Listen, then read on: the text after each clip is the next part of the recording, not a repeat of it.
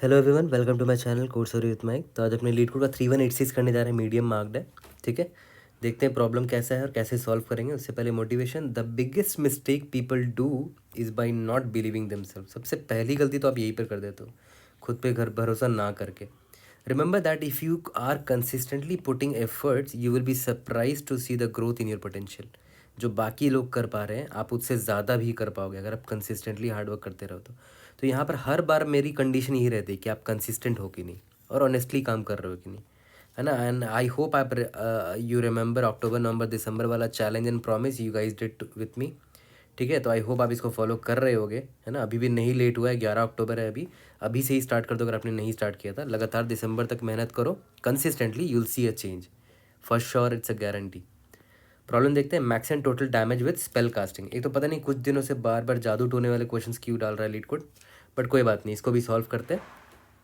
A magician has various spells. ठीक है, you are given an array power where each element represents the damage of a spell. मतलब एक array power दे रखा है ना, जहाँ पर हर एक वैल्यू जो है ना डैमेज को रिप्रेजेंट करता है।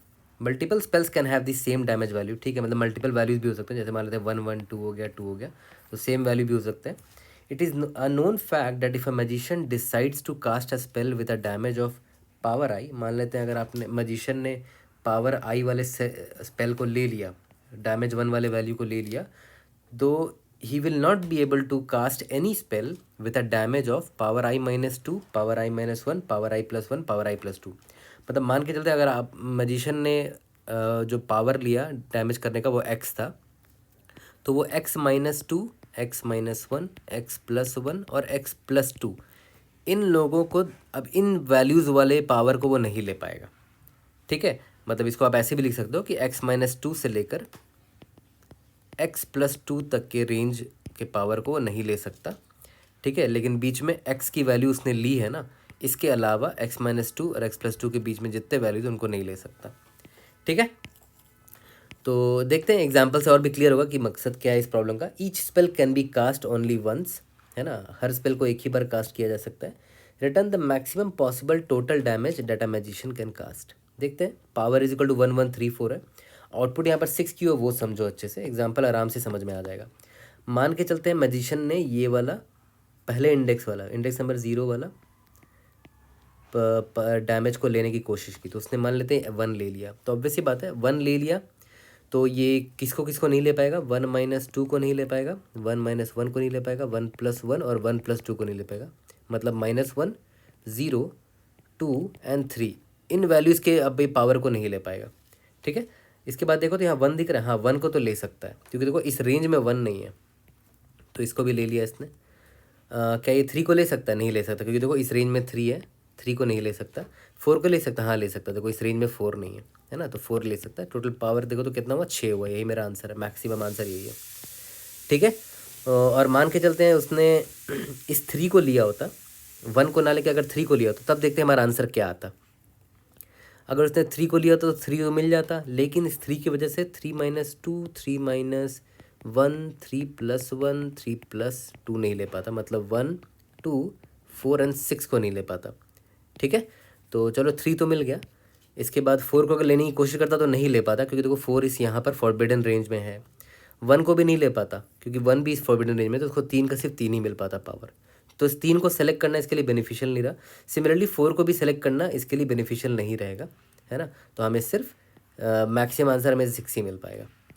ठीक है, चलते हैं इसके थॉट प्रोसेस पे।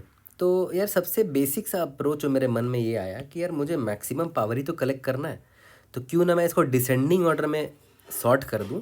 डिसेंडिंग ऑर्डर में सॉर्ट करने से फ़ायदा क्या होगा, जो सबसे बड़ा वैल्यू मुझे फ्रंट में दिख जाएगा, तो सबसे बड़े वैल्यू को मैं पहले ले लूँगा। Can I greedily choose the largest values?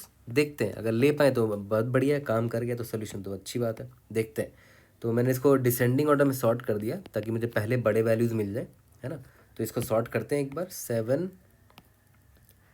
6, 6, 1। ठीक है, अब मान के चलते हैं मुझे सबसे बड़ा वैल्यू 7 दिखा, तो मैंने 7 को ले लिया। अब 7 को लेने की वजह से मैं क्या क्या नहीं ले पाऊँगा, 7 माइनस 2 यानी कि 5, 7 माइनस 1 यानी कि 6, 7 प्लस 1 8, 7 प्लस 2 9, 5, 6, 8 और 9 को नहीं ले पाऊँगा। ठीक है, यहाँ पर 6 आया, मैं 6 को नहीं ले सकता, क्योंकि देखो यहाँ पर फॉरबिडन रेंज में आ चुका है, 6 को नहीं ले सकता, 1 को ले सकता हूँ, है ना। तो 1 को मैंने ले लिया, तो 1 को लेने की वजह से अब 1 की वजह से भी कुछ रेंज ऑफ वैल्यूज आएंगे जिनको मैं नहीं ले पाऊँगा, यानी कि 1 में -1, 0, 2 एंड 3 इनको नहीं ले पाऊँगा, ठीक है। बट यहाँ पर 1 को तो ले ही सकता हूँ, तो 7 + 1 मुझे मिल गया, आंसर 8 आया। ओके, बट क्या ये सबसे अच्छा आंसर है? नहीं, ये सबसे अच्छा आंसर नहीं है, ठीक है। तो यहाँ से पता चलता है कि भाई ग्रीडीली सबसे बड़ा वैल्यू चूज़ करोगे तो आंसर नहीं आएगा। इसका करेक्ट आंसर क्या है वो मैं आपको दिखाता हूँ, ठीक है। इन सबको हटाते हैं। अब देखो ध्यान देना, इसका जो करेक्ट आंसर है वो एक्चुअली में 13 है। अब देखो 13 कैसे वो समझो। मान के चलते हैं मैंने 7 ना लेके 6 लिया होता, है ना। तो 6 अगर लिया तो 6 की वजह से मैं किसको और नहीं ले पाऊँगा?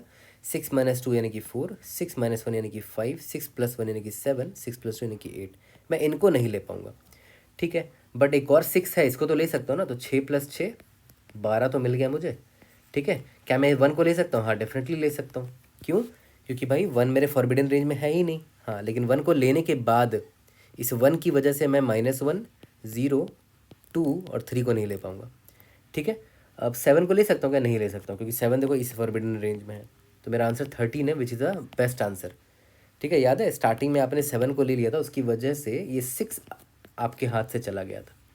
और यहाँ पर 6 देखो 2 बार आया, मैंने 6 को लिया तो दोनों बार मुझे 6 मिल गया, 6 6 12, और ये 1 भी मिल पाया। मेरा बेस्ट आंसर ये है, यानी कि ग्रीडी अप्रोच फेल कर जाएगा, ठीक है। तो मैं यहाँ पर यही प्रूफ करना चाह रहा था कि जो सबसे बेसिक अप्रोच है, सबसे बड़े वैल्यू को पहले ले लो लालच में कि भाई ज़्यादा पॉइंट मिलेगा, वो काम नहीं करने वाला यहाँ पर। देखते हैं अब और क्या कर सकते हैं। मैंने ये सिंपल सा एग्जांपल ले लिया यहाँ पर।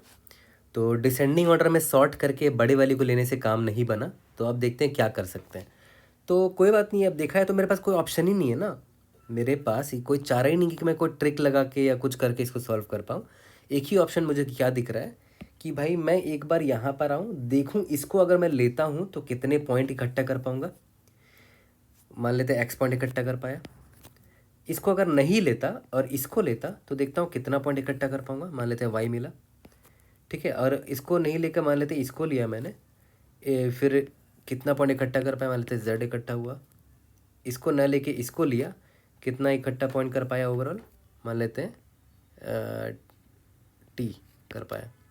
अब इन सब में से जो मैक्सिमम वही मेरा आंसर होगा। तो देखा है, तो अब मेरे पास क्या ऑप्शन बचा? Exploring all the options, exploring all starting point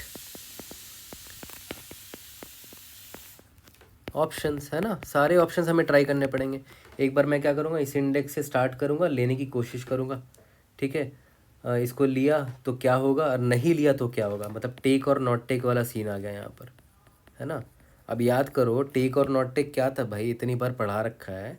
ये क्या है? ये कुछ नहीं है, नॉर्मल डीपी वाला प्रॉब्लम आने वाला है यहाँ पर। सिंस आपके पास मैंने को जस्ट बोला ऑप्शंस है तो रिकर्शन आएगा, है ना। और रिपीटिंग सब प्रॉब्लम्स आएंगे तो मेमोराइजेशन भी आएगा भाई, मेमोराइज कर देंगे। तो क्या है वो, डीपी तो है ना। वी हैव ऑप्शंस हियर, तो एक्सप्लोर करेंगे क्योंकि ग्रीडी अप्रोच तो काम नहीं कर रहा, ठीक है। तो इस तरह डिड्यूस किया करो सोल्यूशन को, डायरेक्टली रटा रटाया सोल्यूशन कहीं से देख के वैसे करके नहीं सीख पाओगे, है ना। कहाँ पर फेलियर आया, उस फेलियर से ख़ुद को इम्प्रूव करो, देखो क्या सोल्यूशन है मेरे पास, ठीक है। ओके, तो अब आगे बढ़ते हैं। तो एक तो चीज़ समझ में आ गया कि भाई ऑप्शन से एक्सप्लोर करना पड़ेगा। तो अब एक प्रॉब्लम और मुझे दिख रहा है कि यहाँ मान के चलते मैंने इसको लिया, 1 को लिया, तो अब मुझे एक और टेंशन पता है क्या है कि मुझे ध्यान रखना पड़ेगा कि भाई अगर मैंने 1 को लिया है तो मैं -1, 0, 2 और 3 नहीं ले सकता, ठीक है। तो मुझे इसका ट्रैक रखना पड़ेगा। तो मैं अभी इसके बाद मैं मान लेते हैं यहाँ पर आया तो मैं देखूँगा अच्छा 3 है यहाँ पर, तो मैं 3 को नहीं लूँगा। फिर यहाँ पर आया 1 नहीं है तो 1 को ले सकता हूँ। फिर यहाँ पर आया 4 को भी ले सकता हूँ, ठीक है। ओके, अब ये तो है कि ट्रैक रखना पड़ेगा, ये एक प्रॉब्लम है। दूसरा प्रॉब्लम एक और मुझे पता है क्या दिख रहा है। मान के चलते हैं मान के चलते हैं आई आप यहाँ पर आ गए, ठीक है। तो 1 है, ये 1 की वजह से आप इन लोगों को नहीं ले पाओगे, बट जिनको जिनको ले पाओगे उसको आपको देखना पड़ेगा ना। तो आपको स्टार्टिंग से दोबारा देखना पड़ेगा, ये फिर ये तो खैर सेम इंडेक्स है, इसको छोड़ के फिर ये, तो दोबारा से ट्रैवर्सल करना पड़ रहा है यहाँ से स्टार्टिंग से, ठीक है। सिमिलरली मान लेते हैं अगर आपने इसको पिक किया होता, ठीक है, तो ऑब्वियस बात है 4 अगर आपने लिया तो 4 की वजह से आप किसको किसको नहीं ले पाओगे, 4-2 यानी कि 2, 4-1 यानी कि 3, 4+1 यानी कि 5, 4+2 यानी कि 6, इनको इनको नहीं ले पाओगे। बट जिनको जिनको ले पाओगे आपको ढूंढना पड़ेगा ना उनको, तो आपको इसके पास जाना पड़ेगा। आप देखोगे ये 1 यहाँ पर नहीं है तो आप 1 को ले सकते हो। फिर आप 3 पर आए, 3 को नहीं ले सकते, 1 को ले सकते हो, ठीक है। और 4 आपने लिया था तो आंसर आ रहा है 6। तो देख लो हो क्या रहा है कि आपका एक इंडेक्स आई यहाँ भाग तो रहा है, बट आपको वापस से पीछे भी जा जा के देखना पड़ रहा है कौन कौन से एलिमेंट्स आप ले सकते हो। एक टेंशन वो, दूसरा टेंशन बार बार ट्रैक रखना पड़ा कि आपने किसी एलिमेंट को लिया है तो उसकी वजह से कौन कौन से एलिमेंट अब आप नहीं ले पाओगे, ठीक है। तो इससे अच्छा पता है बार बार ट्रैवर्सल ना करना पड़े, बार बार ट्रैवर्सल ना करना पड़े पीछे जाकर, पता उससे बचने के लिए आप क्या कर सकते हो, आप उसको सॉर्ट अगर कर दोगे ना तो आपकी टेंशन दूर हो जाएगी, है ना। क्योंकि हमें ऑर्डर से तो कोई मतलब है ही नहीं, मैं तो किसी ऑर्डर में भी प्रोसेस कर सकता हूँ पावर को, मुझे बस पिक करना और मैक्सिमम पावर टोटल कलेक्ट करना है। तो अगर आप इसको सॉर्ट कर दो, मान लेते हैं मैंने इसको असेंडिंग ऑर्डर में सॉर्ट कर दिया तो ये 1 1 3 और 4 हो गया।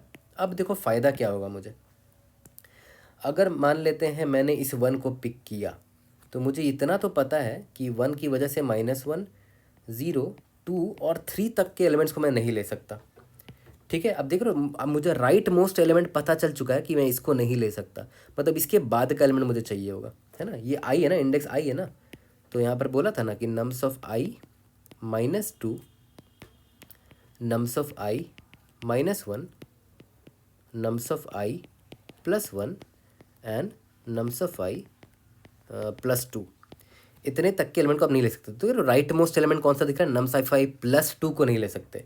और ऑब्वियस सी बात है अगर ये नम्स ऑफ आई है तो नम्स ऑफ आई +2 कहाँ होगा, राइट हैंड साइड में ही कहीं पर होगा। क्यों, क्योंकि भैया मैंने इसको सॉर्ट किया असेंडिंग ऑर्डर में, तो पीछे जाने की ज़रूरत ही नहीं है अभी के लिए। क्योंकि राइट मोस्ट एलिमेंट को अगर आप देखोगे तो राइट मोस्ट यहाँ यहीं पर कहीं पर होगा राइट हैंड साइड में। तो आप आराम से क्या कर सकते हो, आप सेफ एलिमेंट ढूंढ सकते हो। कैसे, सिंस ये पार्ट सॉर्टेड है आप आराम से बाइनरी सर्च लगा के ढूंढ सकते हो कि सबसे पहला एलिमेंट बताओ जो फॉरबिडन रेंज का लास्ट एलिमेंट क्या है, 3 है, 3 से जस्ट बड़ा हो, या हाँ 3 से जस्ट बड़ा हो। तो आप ऐसे कर सकते हो, नम्स ऑफ आई को अभी आपने लिया है ना, नम्स ऑफ आई +2 से बड़ा होना चाहिए, तो वो मेरे लिए सेफ एलिमेंट होगा, है ना। क्योंकि नम्स ऑफ आई +2 3 हो जाएगा ना यहाँ पर इस केस में, क्योंकि नम्स ऑफ आई यहाँ पर 1 है, 1 +2 देखो 3 और, तो 3 से जस्ट बड़ा एलिमेंट मेरे लिए नेक्स्ट सेफर एलिमेंट होगा। तो मुझे जंप वहाँ मारना पड़ेगा, तो मैं यहाँ जंप मारूंगा। तो आप बाइनरी सर्च लगा लो या तो लोअर बाउंड लगा लो। लोअर बाउंड कैसे लगाओगे, लोअर बाउंड आपको क्या देता है, पहला element which is greater than और equal to the target element. तो पता मैं टारगेट एलिमेंट इसको क्या दूंगा, इसको टारगेट एलिमेंट मैं दूंगा, पहले तो इसको बता दूंगा कि इंडेक्स आई +1 से स्टार्ट करना है तुमको, है ना, क्योंकि यहाँ से राइट हैंड साइड में देखना है, ठीक है। और आपका टारगेट एलिमेंट होगा, देखो बता रहा हूँ टारगेट एलिमेंट क्या होगा, नम्स ऑफ आई +3 मैंने क्यों किया, क्योंकि यहाँ पर मैंने बोला है लोअर बाउंड क्या बोलता है कि पहला एलिमेंट ढूंढ के मैं दिखाऊंगा जो इस टारगेट के बराबर या उससे बड़ा हो। तो बराबर भी मुझे नहीं चाहिए ना, क्योंकि देखो नम्स ऑफ आई +2 जो है ये नम्स ऑफ आई +2 तो मैं यहाँ डालूंगा नहीं क्योंकि बराबर भी हो जाएगा, है ना। तो यहाँ इसीलिए मैंने यहाँ पर क्या किया, नम्स ऑफ आई +3 कर दिया, क्योंकि बराबर भी अगर आ जाएगा नम्स ऑफ आई +3 के तो एनीवेज वो नम्स ऑफ आई +2 से बड़ा ही होगा, है ना, मतलब इस 3 से बड़ा ही होगा, ठीक है। तो नम्स ऑफ आई +3 क्या हो जाएगा मेरा, नम्स ऑफ आई मेरा 1 है, 1 + 3 दैट इज़ 4 हो गया, है ना। तो यानी कि मुझे इंडेक्स ये मिल जाएगा, ये मान लेते हैं ये मेरा जेथ इंडेक्स है, ठीक है। तो यहाँ से मुझे जे मिल गया, ओके। तो इसका मतलब क्या हुआ कि अगर मैंने ith एलिमेंट को लिया है, मतलब अगर मैंने इस नम्स ऑफ आई को लिया है, पावर ऑफ आई को लिया है, इसके बाद मैं इसको नहीं ले सकता, इसको नहीं ले सकता, इसके क्योंकि ये सारे अनसेफ एलिमेंट है, वो इस फॉरबिडन रेंज में आ रहे हैं। बट एक प्रॉब्लम है यार, आप इस 1 को तो ले ही सकते थे ना, क्योंकि 1 फॉरबिडन रेंज में थोड़ी आएगा, है ना। आपने जब ये वाला 1 ले लिया तो और भी 1 जितने होंगे वो आज आपके जस्ट एडजेसेंट में प्रेजेंट होंगे, क्योंकि हमने सॉर्ट कर दिया असेंडिंग ऑर्डर में, तो उसको तो आप ले ही सकते हो। तो उसका अब क्या किया जाए, तो एक और तरीका ये हो सकता था कि ये 1 कितनी बार आया है ना इस पूरे पावर अरे में, वो आप पहले ही मेंटेन करके रख लो। ऐसे 1 जो है 2 बार आया है, 3 जो है वो 1 बार आया है, 4 जो है वो 1 बार आया है, वो आप पहले ही मेंटेन करके रख लो। तो अगर आपने 1 लिया यहाँ पर, अगर आपने यहाँ पर 1 ले लिया तो 1 तो मिल गया आपको ये वाला, लेकिन इसके अलावा और भी जहाँ जहाँ 1 होगा वो भी तो आपको मिल सकता है ना, क्योंकि वो देखो फॉरबिडन रेंज में नहीं आएगा, है ना। तो एक और 1 है, 2 बार 1 है, तो मैं यहाँ मैप से पता कर लूँगा कि 2 बार 1 है ना, तो मल्टीप्लाई कर दूंगा, मैप से 1 की फ्रीक्वेंसी निकाल लूँगा, मल्टीप्लाई कर दूंगा। मैंने 1 को लिया है कितनी 2 बार, तो 1 इंटू 2 दैट इज़ 2 पॉइंट्स आपको मिलेंगे, 2 पावर मिल जाएगा। ठीक है, तो इससे ये इंश्योर हो जाएगा कि आपने अगर इसको लिया तो आप इसको भी ले सकते हो। हाँ, इसके अलावा जो यहाँ पर है ये 3 आप नहीं लोगे, इसको ले सकते हो क्योंकि ये फॉरबिडन रेंज में नहीं है ना। और इसको ले सकते हो। आपने कैसे निकाला था इस जेथ इंडेक्स को? इस लोअर बाउंड वाले तरीके से निकाला था। लोअर बाउंड या तो अपना भी आप binary search, custom binary search लिख सकते हो लोअर बाउंड का। यहाँ तक क्लियर हो गया? तो आप इस चाहे तो आप इस पावर अरे को और सिंप्लीफाई भी कर सकते हो। मतलब इसको आप क्या करो, आप इसको ऐसे लिख दो, जो डुप्लीकेट टाइम्स है उसको एक ही बार लिखो। जैसे 1 है ना, 1 को एक ही बार लिखो, जो यूनिक एलिमेंट है बस उसी को लिखो। 3 एक बार है, 4 एक बार है। हाँ, सबकी फ्रीक्वेंसी मैप में लिख लेना, क्योंकि अगर आपने इस 1 को लिया है, मान लेते अगर आपने इस 1 को लिया तो आपको मैप में देख लेना कि 1 कितनी बार है। 2 बार है तो आपको 2 पॉइंट मिलेंगे, है ना। 2 इंटू 1 2 पॉइंट मिलेंगे। ठीक है, अगर आप मान लेते आपने 3 लिया होता तो 3 आपको एक बार मिलेगा, क्योंकि 3 की फ्रीक्वेंसी 1 है। तो आप ऐसे भी कर सकते हो। तो हम लोग क्या करेंगे, इसी को थोड़ा सिंप्लीफाई कर देंगे। यूनिक एलिमेंट को एक बार लिखेंगे, सिर्फ एक ही बार लिखेंगे, और उनकी फ्रीक्वेंसी यहाँ मेंटेन करके रख लेंगे, है ना। ये ज़रूरी था समझना, क्योंकि यहाँ मैं स्टक हुआ तभी मुझे रियलाइज़ हुआ कि यार ये 1 को भी मैं स्किप ना कर दूँ, तो 1 कितनी बार है उसकी फ्रीक्वेंसी रख लेता हूँ मैप में, और क्या। तो हर चीज़ के पीछे एक पॉइंट रहता है जहाँ पर मैं स्टक हुआ होता हूँ, फिर उसको फिक्स करने के लिए रियलाइज़ हुआ, अरे यार मैप की तो ज़रूरत है। अगर मैं पहले ही बोल देता कि भाई मैप ले ले, फ्रीक्वेंसी मेंटेन कर ले, तो आपका इंट्यूशन बिल्ड ही नहीं हो पाता। हर चीज़ के पीछे एक रीज़न होता है। मैप लिया तो भाई क्यों लिया ये तो बता पहले, है ना। तो मैप मैंने इसलिए लिया। ओके, यहाँ तक अच्छे से क्लियर हो गया?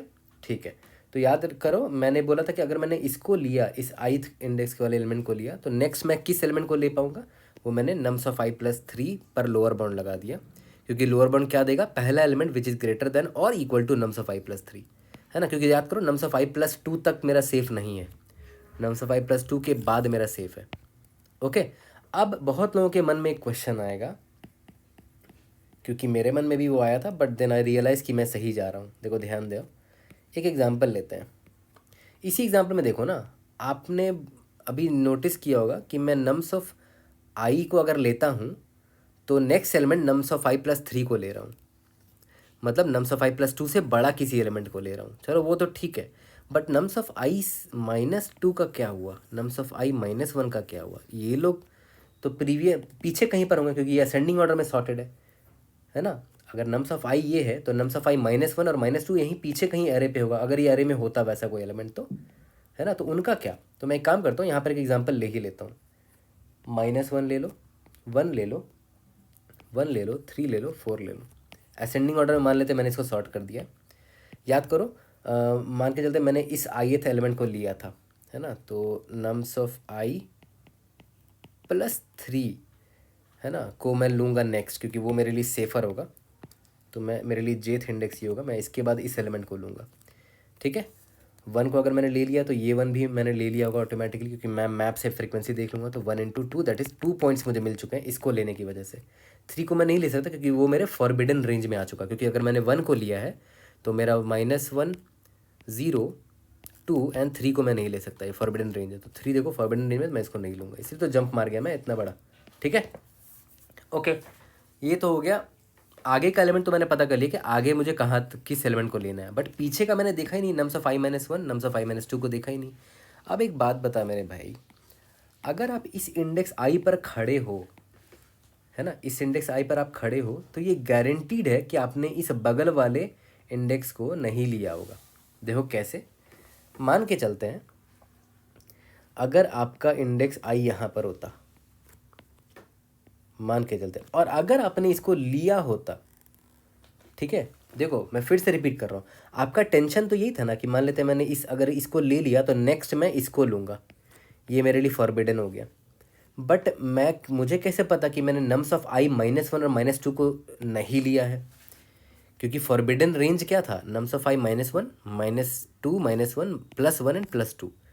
तो नम्स ऑफ i +1 एंड +2 वाले तो यहाँ से मैं बच जाऊँगा, है ना, लोअर बाउंड लगा के मैं यहाँ जंप मार गया। बट मुझे कैसे पता कि पास्ट में मैंने नम्स ऑफ i -2 और -1 को नहीं लिया था? तो अब देखो वो मैं आपको क्लियर करता हूँ। अब देखो, मान के चलते हैं, चलो कॉन्ट्राडिक्टरी तरीके से मैं आपको समझाता हूँ। आपको टेंशन यही था ना कि अगर मैं यहाँ पर खड़ा हूँ तो मुझे कैसे पता कि मैंने इसको लिया है कि नहीं लिया, इसके पास्ट वाले एलिमेंट को, नम्स ऑफ i -2 और नम्स ऑफ i -1 को। तो मान के चलते हैं आपने इसको ले लिया था जब आप यहाँ पर थे, तो मान के चलते हैं जब आप यहाँ पर थे तो आपने -1 को ले लिया था। अब एक बात बता मेरे भाई, अगर आपने इस -1 को लिया है तो -1 की वजह से -3 -2 0 एंड 1 फॉरबिडन रेंज में आ जाएगा, है ना, क्योंकि नम्स ऑफ i -2 ये हो गया, नम्स ऑफ i -1 ये हो गया, nums of i +1, nums of i +2 ये हो गया। तो इतना फॉरबिडन रेंज हो गया। तो आप क्या करते, इन लोगों को ना लेके आप जंप मारते, इस 3 पर मारते जंप, है ना। लोअर बाउंड कैसे निकालते हैं, नम्स ऑफ i +3 यानी कि -1 +3 that is any number which is greater than और इक्वल टू 2 पर आप जंप मार जाते हैं, क्योंकि 1 तक आप अनसेफ हो, है ना। तो आपने इसको नहीं लिया, इसको लिया, आप यहाँ पर 3 पर जंप मार गए, पहला नंबर मिल गया मुझे जो ग्रेटर देन इक्वल टू 2 है, नम्स ऑफ i +3 है, पहला नंबर greater than equal to nums of i +3, ये था सेफर। तो अब यहाँ जंप मारते, तो देखो आप कभी यहाँ आते ही नहीं, आप इस इंडेक्स में कभी आते ही नहीं, आप इधर आ जाते डायरेक्ट, समझे। इसीलिए आपको टेंशन लेने की ज़रूरत ही नहीं है कि मैंने नम्स ऑफ i -2 को लिया होगा या नहीं लिया होगा, है ना। अगर आप यहाँ पर खड़े हो मतलब गारंटीड है कि आपने ये वाला एलिमेंट नहीं लिया होगा। ओके, यहाँ तक क्लियर हो गया। ये वाला एलिमेंट को आप नहीं लिया, अगर आपने इसको लिया होता तो आप कभी इधर आते ही नहीं, आप तो जंप मार के इधर भाग जाते। ओके, ये चीज़ सबसे इंपॉर्टेंट था और बहुत लोग यहीं पर फंसे होंगे, है ना। मैं यहाँ थोड़ा स्टक हुआ था, बट मैंने क्या किया, मुझे जहाँ डाउट हो रहा था मैंने वैसा एग्जाम्पल ले लिया और रियलाइज़ हुआ कि नहीं यार वो तो कभी लेगा ही नहीं उस केस को, है ना, वैसा केस कभी आएगा ही नहीं। ठीक है, तो यहाँ पर कुछ पॉइंट्स मैं नोट डाउन कर लेता हूँ स्टोरी पॉइंट्स में। सबसे पहला, हमेशा मैं ऐसे ही करता हूँ, पॉइंट्स नोट डाउन करते आता हूँ, जो जो ऑब्जर्व मैंने कर लिया है, वरना मैं भूलता चला जाता हूँ ना, बहुत लंबा एक्सप्लेनेशन होता है। तो सबसे पहला क्या कि भाई सॉर्ट कर देंगे असेंडिंग ऑर्डर में, ठीक है, असेंडिंग ऑर्डर में सॉर्ट कर देंगे, ठीक है। और सिंप्लीफाई करने के लिए चीज़ों को एक मैप में मेंटेन कर लेंगे, काउंट ऑफ ईच एलिमेंट, ठीक है। एक नया एरे बना लेंगे नम्स नाम का, है ना, जिसमें सिर्फ यूनिक एलिमेंट रखेंगे हम लोग। और ये क्यों लिया मैंने वो भी आपको बताया, हर चीज़ के पीछे रीज़न होता है, वो मैंने आपको ऊपर बताया, ठीक है। ओके, अब लास्ट में मैंने क्या बोला कि अब हर इंडेक्स आई के पास मेरे पास ऑप्शन है, टेक या तो स्किप कर, है ना। अगर स्किप किया तब तो कोई ऑप्शन ही नहीं है, आपने i इंडेक्स को नहीं लिया तो कोई बात नहीं, i+1 में जाके चेक कर लो कि आप उसको ले सकते हो कि नहीं। लेकिन अगर आपने टेक किया है ना, मतलब आपने क्या किया, पावर ऑफ आई को ले लिया है, तो आपको पावर ऑफ आई मिल जाएगा, लेकिन अब आपको जंप मारना पड़ेगा नेक्स्ट इंडेक्स जे में, ठीक है। तो आप यहाँ पर आप रिकर्शन या जो भी आप रिकर्शन लिखोगे, आप जेथ इंडेक्स में जंप मारना पड़ेगा। और जेथ इंडेक्स क्या है वो मैंने आपको बता दिया, लोअर बाउंड से निकालेंगे, मैं लिख देता हूँ लोअर बाउंड। और इस टेक और स्किप से जो भी मेरे पास बेस्ट ऑप्शन आएगा, मतलब maximum of take and skip, जिससे बेस्ट आंसर आ जाए वो मेरा आंसर होगा। तो एक्चुअली में है ये, मतलब देखा है तो डीपी का ही प्रॉब्लम है, क्योंकि देखो रिकर्शन लिखा है तो मेमोइज भी करूँगा, है ना। ऑप्शंस थे मेरे पास तो मैंने रिकर्शन लिख दिया टेक और स्किप वाला। अब उसको मेमोइज करूँगा, रिपीटिंग सब प्रॉब्लम आएगा। अगर ट्री डायग्राम बनाओगे तो वहाँ रिपीटिंग सब प्रॉब्लम दिखना चाहिए आपको आइडियली, उसको मेमोइज कर रहे हैं तो क्या हो गया, ये डीपी का प्रॉब्लम हो गया, है ना। रिकर्शन मेमोइजेशन से पहले इसको कोड करेंगे, उसके बाद बॉटम अप पर आएंगे। बट मैं इंश्योर यही करना चाह रहा था कि किस तरह हम रिकर्शन मेमोइजेशन पे पहुँचे हैं ना, वो इम्पॉर्टेंट था। रिकर्शन मेमोइजेशन बड़ा स्ट्रेट फॉरवर्ड नहीं था ये, यहाँ पर आपको कुछ एक्स्ट्रा चीज़ें भी करनी पड़ी, जैसे देखो यहाँ लोअर बाउंड लगाना पड़ा आपको, है ना, फिर मैप में काउंट मेंटेन करना पड़ा एलिमेंट का, तो थोड़ा सा प्रॉब्लम हल्का सा ट्रिकी किया गया है, वरना इतना भी डिफ़िकल्ट नहीं था इसको समझना। 2 एग्जाम्पल इनफ थे इस प्रॉब्लम को करेक्ट करने के लिए। ये एग्जाम्पल मैंने खुद से डिराइव किया क्योंकि मुझे लगा कि मैं यहाँ फंस रहा हूँ, बट रियलाइज़ हुआ कि मैं नहीं फंस रहा हूँ, ठीक है। 2 एग्जाम्पल इनफ थे।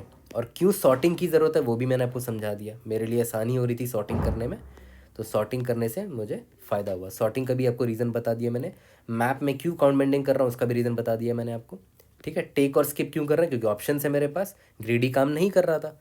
लास्ट में मैक्स ऑफ टेक और स्किप कर दो। जल्दी से रिकर्शन मेमोराइजेशन का कोड करते हैं, उसके बाद बॉटम अप पर आएंगे। तो चलो इसका कोड करते हैं। सबसे पहले एक काम करते हैं, अनऑर्डर्ड मैप ले लेते हैं। मैंने आपको बताया था कि क्यों मैप ले रहे हैं हम लोग, है ना, ताकि सारे यूनिक एलिमेंट मुझे पता चल सके। इसका नाम क्या देते हैं, MP दे देते हैं, ठीक है। और इसमें इंसर्ट कर देते हैं int and x in power MP of x plus plus. तो सारे यूनिक एलिमेंट्स मुझे यहाँ पर मिल गए। अब मैंने आपको क्या बोला था कि वेक्टर ऑफ लॉन्ग लॉन्ग क्यों ले रहा हूँ, क्योंकि देखो लॉन्ग में रिटर्न करना तो सब कुछ लॉन्ग में ले लेता हूँ। यहाँ पर एक नम्स नाम का ले लेते हैं, इसका size M P dot size करते हैं, क्योंकि याद करो सिर्फ यूनिक एलिमेंट्स मैं इस नम्स में डालूंगा, है ना। For auto and I T in M P, ठीक है, nums dot push underscore back यहाँ पर आई टी डॉट फर्स्ट, क्योंकि याद करो आई टी डॉट फर्स्ट में एलिमेंट होगा और आई टी डॉट सेकेंड में उसकी फ्रीक्वेंसी होगी। तो मैंने सारे यूनिक एलिमेंट को नम्स में डाल दिया है। अब मैं इसको आराम से सॉर्ट कर देता हूँ, सॉर्ट बिगिन ऑफ नम्स, और मैं क्यों सॉर्ट कर रहा हूँ वो भी मैं आपको बता दिया, है ना। ठीक है, ये सारा चीज़ समझ में आ गया होगा। अब जब सॉर्टिंग कर ही दिया है तो इस नम्स में अब मुझे अपना रिकर्शन लगाना है। ओके, तो चलो स्टार्ट करते हैं। एक काम करते हैं, पहले तो मैं टाइप डेफ लॉन्ग लॉन्ग को एल कर देता हूँ, ताकि बार बार मुझे लॉन्ग लॉन्ग ना लिखना पड़े। तो यहाँ पर एल कर देते हैं, इधर भी एल कर देते हैं, है ना। Okay, I think we are good. इसके अलावा हाँ, मैप में भी एल करना पड़ेगा, ठीक है। और तो कुछ है नहीं। नम्स का साइज़ मैं यहाँ पर ले लेता हूँ, इंट एन में N is equal to nums dot size, और बस कुछ नहीं, रिटर्न सॉल्व कर देते हैं, नम्स भेज देते हैं, इंडेक्स 0 भेजते हैं, है ना। मैंने क्या बोला था कि स्टार्ट इंडेक्स से स्टार्ट करेंगे, हर इंडेक्स पे टेक और स्किप करके ट्राई मार लेंगे जहाँ से बेस्ट आंसर मिल जाए। Long long solve vector of int and nums index i, ठीक है। इफ़ अगर i greater than equal to n हो जाता है, मतलब ऑब्वियस सी बात है रिटर्न 0 कर दो, क्योंकि अब आपको स्कोर नहीं मिल सकता, पावर नहीं मिल सकता, ठीक है। अब आपके पास दो ऑप्शन है, या तो आप स्किप कर दो इंडेक्स आई को, तो लॉन्ग लॉन्ग स्किप करने से जितने पावर मिल रहे हैं, सॉल्व नम्स आई प्लस वन पे चले जाओ, क्योंकि आपने आई इंडेक्स को लिया ही नहीं है, तो जस्ट नेक्स्ट इंडेक्स पर आप जा सकते हो, इंडेक्स वाले एलिमेंट पे जा सकते हो। लेकिन अगर आपने टेक कर दिया इंडेक्स आई को, ठीक है, तो ऑब्वियस सी बात है आपको जेथ इंडेक्स ढूंढना पड़ेगा, क्योंकि नेक्स्ट इंडेक्स बगल वाले में इंडेक्स आप नहीं जा सकते ना, कुछ एलिमेंट्स फॉरबिडन हो गए हैं। तो lower bound begin of nums plus i plus one, याद करो इंडेक्स आई को आपने लिया है, तो आई प्लस वन से आगे तक, है ना, आपको ढूंढना है एलिमेंट, क्योंकि आई से पहले नहीं ना, इंडेक्स आई को आपने चुन लिया, अब उसके बाद वाले एलिमेंट में आप ढूंढना चाह रहे हो। आई प्लस वन किया यहाँ पर, और यहाँ पर इंड नम्स कर दिया, और टारगेट आपका क्या है, नम्स ऑफ आई को आपने लिया है प्लस 3, ये भी मैंने आपको बताया कि क्यों प्लस 3 कर रहे हैं, ठीक है। और आपको इंडेक्स चाहिए, तो मैं यहाँ पर बिगिन ऑफ नम से इसको माइनस कर दो, सॉरी, ठीक है। तो इंडेक्स निकल कर आ जाएगा, और इंडेक्स निकल कर आ गया तो एल टेक अब निकाल लेते हैं। Take is equal to power नहीं, नम्स ऑफ आई को आपने ले लिया तो उसका पॉइंट आपको मिल गया, लेकिन नम्स ऑफ आई कितनी बार है ना, वो भी तो आपको ध्यान रखना पड़ेगा। वो आप कहाँ से निकालोगे, एम पी से निकालोगे, कि m p of nums of i, इतनी बार आपको स्कोर मिलेगा, क्योंकि आपने नम्स ऑफ आई को लिया, तो नम्स ऑफ आई जितनी बार है उतनी बार आपको पॉइंट मिल जाएगा। उसके बाद प्लस से सॉल्व कर लो, यहाँ पर नम्स भेज दो, और जेथ इंडेक्स पे आप चले गए हो, नेक्स्ट, है ना। लास्ट में return maximum of skip and take, ठीक है। और अनऑर्डर्ड मैप आपको पास करना पड़ेगा। एक काम करते हैं, अनऑर्डर्ड मैप को अभी ग्लोबल रख लेता है, अभी के लिए ग्लोबल वेरिएबल नहीं रख लेना चाहिए आइडियली, बट यहाँ पर वीडियो ज़्यादा लंबी ना हो जाए, ज़्यादा मुझे लिखना ना पड़े, इसीलिए ग्लोबल मैंने यहाँ पर ले लिया, ताकि यहाँ पर मैं मैप को एक्सेस कर सकूँ। आई थिंक हमने सब कुछ कर दिया है, लेट्स सी। इसको चाहे तो अभी मेमोइज़ कर लेते, देख लेते, एक बार देख लेते कहीं पर हमने कंपाइलेशन एरर तो नहीं किया, उसके बाद इसको मेमोइज़ कर लेंगे। कहाँ पर कंपाइलेशन एरर है, ओके, यहाँ पर लॉन्ग लॉन्ग होगा, एग्जाम्पल टेस्ट केस पास हो जानी चाहिए, इंडीडियस, है ना। एक काम करते हैं, इसको अभी मेमोइज़ कर ले, क्या कर लेते हैं, ठीक है। तो मेमोइजेशन के लिए वेक्टर ऑफ लॉन्ग लॉन्ग एक टी ले लेते हैं, ठीक है, और यहाँ पर उसको vector of long long T ले लेते हैं, और यहाँ पर उसको इनिशियलाइज कर लेते हैं, टी डॉट असाइन, उसका साइज़ कितना रखेंगे, इंडेक्स एन है, टोटल एन माइनस वन रख लेते हैं, इसका साइज़ एन प्लस वन ले लेते हैं, ठीक है, टी का साइज़। और यहाँ पर सब कुछ करने से पहले मेमोइजेशन में चेक कर लो, if t of i is not equal to minus one, return t of i, है ना। और या तो एक काम करो, सिंस हमें मैक्सिमम निकालना है ना, तो यहाँ पर आप, हाँ ठीक है, आई थिंक इधर टी ऑफ आई में यहाँ पर असाइन कर दो। I think we are good, कुछ मिस तो नहीं कर रहे हैं। I think we are good. Indeed yes, submit करके देखते हैं। इसका टाइम कॉम्प्लेक्सिटी अगर आप ध्यान दो तो टी में जितने भी स्टेट्स हैं हम उतनी बार ही यूज़र को विजिट करेंगे। टी का साइज़ हमने कितना लिया n+1, तो ओ ऑफ n लगेगा। लेकिन हर बार आप लोअर बाउंड भी कॉल कर रहे हो तो लॉग एन टाइम कॉम्प्लेक्सिटी यहाँ चला गया, तो आपका टाइम कॉम्प्लेक्सिटी कितना हो गया यहाँ पर O of n into log of n, है ना। और स्पेस कॉम्प्लेक्सिटी कितना हो गया ओ ऑफ n, है ना। जल्दी से चलते हैं बॉटम अप पर तो चलो स्टार्ट करते हैं अपने बॉटम अप को। तो स्टेट डेफिनेशन हमेशा की तरह वही ख़ानदानी तरीका, सबसे पहले बॉटम अप करना तो स्टेट डेफिनेशन करेंगे। उससे पहले देख लेते हैं कि रिकर्शन जब हमने कॉल किया था, जब लिखा था, तो वहाँ पर याद है सिर्फ एक ही वेरिएबल चेंज होता था। नम्स तो ठीक है, ये तो कांस्टेंट है, आई मेरा चेंज होता था, इंडेक्स आई। तो ऑब्वियस सी बात है बॉटम अप भी जब हम करेंगे तो हम जो हमारा जो डीपी अरे होगा वो एक ही डायमेंशन का होगा, क्योंकि एक ही यहाँ पर चेंज हो रहा है ना पैरामीटर। तो हमें टी ऑफ आई का स्टेट डेफिनेशन करना है। स्टेट डिफरेंशियल क्या होगा, जो हमें निकालना है अल्टीमेटली क्या निकालना है, मैक्सिमम टोटल डैमेज, है ना। तो यहाँ पर मैं लिख देता हूँ मैक्सिमम टोटल डैमेज या पावर जो भी है, maximum total damage if we start from index i, है ना। अगर मैंने इंडेक्स आई से स्टार्ट किया है तो मैक्सिमम टोटल डैमेज मैं कितना कलेक्ट कर पाऊँगा ये टी आई मुझे दे देगा। ओके, ठीक है। अब बाकी चीज़ें तो हम बिल्कुल वैसे ही करेंगे जैसे हमने रिकर्शन में किया था। याद है रिकर्शन में क्या किया था, हमने एक मैप बनाया था। मैप में हमने डैमेज या पावर का जो वैल्यू था उसकी फ्रीक्वेंसी यहाँ पर काउंट कर ली थी, ठीक है। और दूसरा यूनिक एलिमेंट का एक नया नम्स बना लिया था, है ना। नम्स कंटेन्स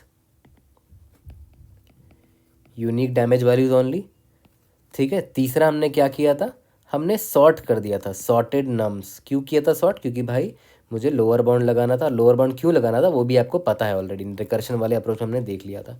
तो ये सारी चीज़ें बिल्कुल सेम होंगी जैसा हमने वहाँ पर किया था रिकर्शन वाले अप्रोच में। अब बस हमें यहाँ पर इस टी ऑफ आई को फिल करना है। ओके, ठीक है।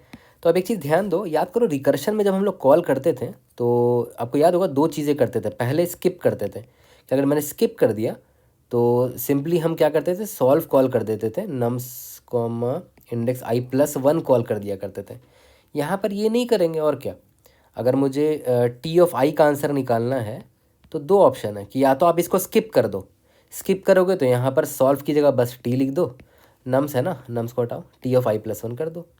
स्किप मतलब क्या हुआ कि आपने आई इंडेक्स को नहीं लिया और आपने i+1 से आंसर निकाल लिया, ठीक है। याद करो रिकर्शन में बिल्कुल यही कर रहे थे। यहाँ मैं इसका इक्विवेलेंट रिकर्शन कोड भी लिख देता हूँ कि भाई स्किप का जो वैल्यू था, skip is equal to solve of index i+1 से आप निकाल लो आंसर। तो यहाँ पर भी वही कर रहे हैं ना, सॉल्व की जगह बस टी लिख दिया, ठीक है। यहाँ तक क्लियर है। ओके, अब इसके बाद आते हैं जो हमारा वो होता था या तो यहाँ पे एक काम करो, स्किप लिखी, स्किप ही वेरिएबल ले लो, सेम सब कुछ सेम करते हैं चलो ताकि कन्फ्यूजन ना हो, ठीक है। यहाँ पर वेरिएबल का नाम एकदम सेम ले लेते हैं, स्किप है मेरा। ये हो गया कि मैंने स्किप कर दिया, पहला केस। दूसरा केस क्या है भाई कि अगर मैंने टेक कर लिया, ठीक है, तो टेक करने में मुझे सबसे पहले इंडेक्स जे निकालना पड़ेगा। सेम चीज़ करेंगे, lower bound begin of nums plus i+1 and of nums, ठीक है। मेरा टारगेट क्या होता था, नम्स ऑफ आई को मैंने लिया है ना अभी, तो +3 है ना, और इंडेक्स चाहिए तो माइनस ऑफ बिगिन नम्स कर देना। ओके, और जावा में लोअर बाउंड नहीं होता तो जावा में मैंने क्या किया है, कस्टम बाइनरी सर्च लिख दिया, वो आपको गिटहब के लिंक पे मिल जाएगा जो मैंने डिस्क्रिप्शन में दे दिया है। ओके, अब स्किप का आपने लिख लिया था, अब टेक का कर लेते हैं। टेक इज इक्वल टू, याद करो पहले रिकर्शन वाला लिखते हैं, है ना। रिकर्शन में क्या करते थे, पावर ऑफ, पावर नहीं या नम्स था ना यहाँ पर, nums of i multiplied by map में जितनी इसकी फ्रीक्वेंसी है नम्स ऑफ आई की, है ना, प्लस सॉल्व कॉल कर देते थे इंडेक्स जे पर। तो एग्जैक्टली सेम चीज़ यहाँ भी करेंगे, देखो कैसे। नम्स ऑफ आई को लिया है मैंने, अभी टेक किया मैंने इसको, तो वो जितनी बार होगा उतनी बार पॉइंट्स मिलेंगे। इनटू मैप में नम्स ऑफ आई की फ्रीक्वेंसी निकाल लो, ठीक है, प्लस सॉल्व की जगह बस टेक लिख दो, टेक ऑफ जे, ठीक है। यहाँ तक क्लियर है। और आपका स्किप निकल गया और टेक भी निकल गया, है ना। और आपको अल्टीमेटली करना क्या होता है याद है ना, बॉटम अप में आपको करना क्या होता है, टी को ही तो फिल करना होता है, और टी मेरा सिंगल डायमेंशनल है ना। तो सिंपली टी को फिल करने के लिए एक फॉर लूप लिखेंगे, है ना। Int i is equal to i is less than i plus plus या माइनस माइनस जो भी है, डिपेंड करता है हम किधर ट्रैवर्सल कर रहे हैं, राइट या लेफ्ट। अब एक बात बताओ मुझे, देख रहे हो आपको अगर आप टी ऑफ आई निकालना है यहाँ पर, तो t of i will be equal to, याद करो, max of skip and take होगा। और क्या, यही तो करते थे हम लोग मेमोइजेशन में भी, तो यही करते थे भाई, max of skip comma take को टी ऑफ आई में स्टोर कर देते थे, है ना, और रिटर्न कर देते थे इसी को। तो यहाँ पर बिल्कुल वही लाइन चिपकाया मैंने, ओके। बट अब बात आती है कि टी ऑफ आई जो देख रहे हो किस पे डिपेंड करता है, स्किप पे और टेक पे। और स्किप किस पे डिपेंड कर रहा है, फ्यूचर के आंसर पे डिपेंड कर रहा है, T of i plus one, जो मैं अभी तक मैंने निकाला ही नहीं है। तो index i is equal to zero से मैं ट्रेवर्सल नहीं करूँगा, क्योंकि अगर जीरो का मैं निकालूँ, आई इज इक्वल टू जीरो लूँगा तो जीरो प्लस वन, यानी कि ये हो जाएगा टी ऑफ टी वन। तो टी वन तो मैंने अभी तक निकाला ही नहीं है, ये तो फ्यूचर का इंडेक्स है। और ऐसे केस में मैंने आपको 1000 बार बता रखा है कि ऐसे केस में राइट टू लेफ्ट ट्रेवर्सल करो। 2 दिन पहले सेम ऐसी सेम प्रॉब्लम आया था, प्रॉब्लम ऑफ द डे में, जिसमें राइट टू लेफ्ट ट्रेवर्सल क्यों करना है उस पर मैंने स्ट्रेस डाला था, ठीक है। तो ये चीज़ों को सीखो, और ये चीज़ें देख देख के ही सीखोगे, है ना। तो हम यहाँ पर क्या करेंगे, आई को सिंपली n-1 से स्टार्ट करेंगे। आई यहाँ पर ग्रेटर देन इक्वल टू 0 होगा, आई माइनस माइनस होगा। देख रहे हो यहाँ पर टेक भी तो देख रहे हो फ्यूचर के आंसर पे डिपेंड कर रहा है, क्योंकि ये देखो इंडेक्स जे है, जे कहीं राइट हैंड साइड में कोई इंडेक्स है ना, ठीक है। यहाँ पर टेक नहीं होगा, सॉरी, यहाँ पर टी होगा, टी ऑफ जे है ना। तो ये फ्यूचर का है, तो फ्यूचर का आंसर अभी तक निकाला ही नहीं है, लेफ्ट टू लेफ्ट ट्रेवर्सल करोगे तो, इसीलिए राइट टू लेफ्ट ट्रेवर्सल कर रहे हैं। राइट टू लेफ्ट ट्रेवर्सल करेंगे तो होगा क्या, ये मेरा टी है मान लेते हैं, मैंने यहाँ से आंसर निकालना स्टार्ट कर दिया, इसका आंसर ए है, इसका आंसर बी है, इसका सी है, मान लेते आई ए है। अब इसका आंसर जे थ इंडेक्स पर डिपेंड करता है, तो इसका टी ऑफ जे तो मैंने ऑलरेडी निकाल रखा है, तो वो यहाँ पर यूज़ हो जाएगा, इसलिए राइट टू लेफ्ट ट्रेवर्सल करना चाहिए, ओके। अब at this point of time आपको यही तो निकालना है कि कौन से पॉइंट से स्टार्ट किया जाए कि मुझे मैक्सिमम आंसर मिले। तो आप एक रिजल्ट नाम का वेरिएबल ले लो ना, result is equal to max of result comma t of i. T of i आप हर बार निकालते चले जा रहे हो, उसमें से जो मैक्स है रिजल्ट में स्टोर हो जाएगा, लास्ट में आपको क्या करना है, रिटर्न रिजल्ट कर देना है, ठीक है। और इसका भी टाइम कॉम्प्लेक्सिटी सेम होगा, ओ ऑफ एन यहाँ पर हो गया फॉर लूप की वजह से, और यहाँ पर लॉग एन हो गया लोअर बाउंड की वजह से, तो n log n time complexity. और space complexity O of n होगा, क्योंकि यहाँ पर भी हमने बॉटम अप के लिए एक 1D अरे लिया है। तो एक्चुअली में 1D DP है ये, और 1D DP काफ़ी आसान भी होता है लिखना, है ना। तो आई होप ये चीज़ें आपको समझ में आ गई होंगी। अब जल्दी से इसको कोड करते हैं, इसको फिनिश। बॉटम अप में सब कुछ सेम रहेगा जैसा रिकर्शन में था, मैप लिया, मैप में फ्रीक्वेंसी बनाया, फिर एक नम्स बना लिया जिसमें सिर्फ यूनिक एलिमेंट्स रखा, और उस नम्स को हमने सॉर्ट भी कर दिया। इस नम्स का साइज़ निकाल लेते हैं, n है, क्योंकि मुझे जो बॉटम अप अरे होगा वेक्टर ऑफ LL, उसमें उसका नाम t है, उसका साइज़ n रखेंगे, स्टार्टिंग में सभी की वैल्यू 0 रख देते हैं, ठीक है।